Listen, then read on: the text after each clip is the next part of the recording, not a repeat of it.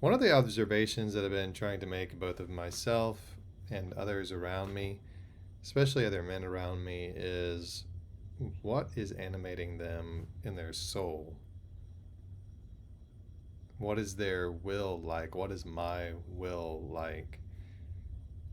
The kind of that spark that is within each of us, or maybe the lack of that spark. Maybe it's the intensity of that spark or that flame within us.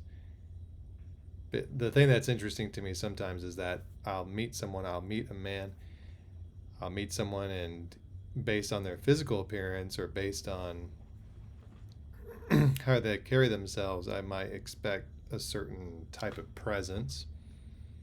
But then, based on what comes out of them, their expression, maybe their voice, maybe how they express themselves, I guess, yeah, the look in their eye, something,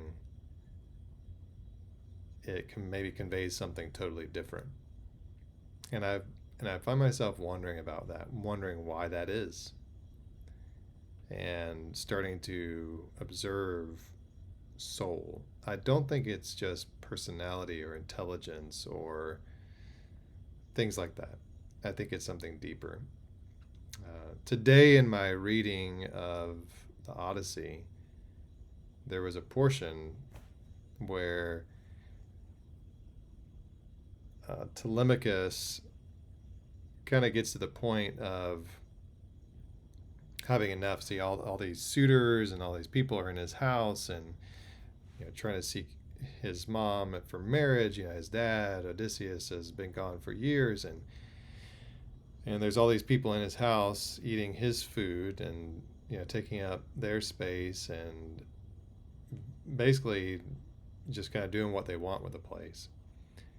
And the story starts out with him kind of complaining about it and just kind of going along saying, oh, I just kind of have to do this. But then there's a phrase that says Athena put a new spirit in him. And after that, that's when he begins to say, hey, no, this isn't right. And he starts to, he tells all the people in the room and the suitors, all these people that are there, basically, hey, this is wrong. You guys shouldn't be doing this. And he becomes bold in his speech. He takes action to get these people out. He does admit, and he admits to them, hey, look, you all can overpower me. And he says, and he even kind of alludes to that physically he may not be able to move them out, but that doesn't stop him from speaking what is right. And then he does other things to kind of rouse the men of his town and speak to all of them and kind of speak his heart and shame them and their behaviors and all these different things about like what is right and morality and what they should be doing. And I think again the interesting piece of this is that there was a shift in his spirit, the shift in his inner world that happened because of this experience he had with Athena. And at one point even it says that after she put a new spirit in him, he came back into this crowd of suitors in a godlike manner. And so again, it's one of these things that I think if you reflect on and if you ponder on, it's a really interesting topic because where does that come from?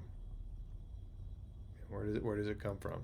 Is it given to us? Is it developed? Is it both?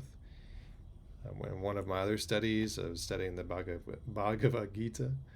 Uh, I sometimes struggle saying that, but it talks about being able to still the mind and be able to meditate and be able to come to the kind of that peaceful stillness of the mind, and that it's like a flame in a lamp that doesn't get blown around, that doesn't get disturbed. It's steady. So maybe that'd be helpful for you to ponder. Maybe it'd be helpful for you as well.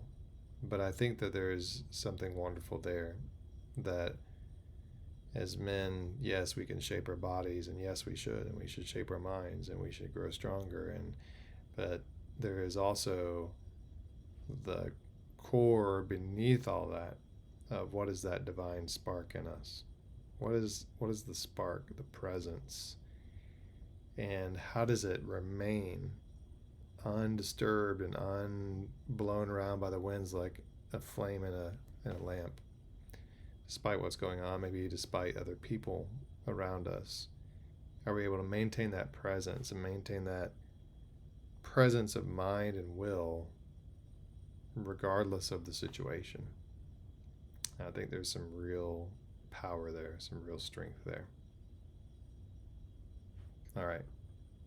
Hope you find that meaningful and interesting as well.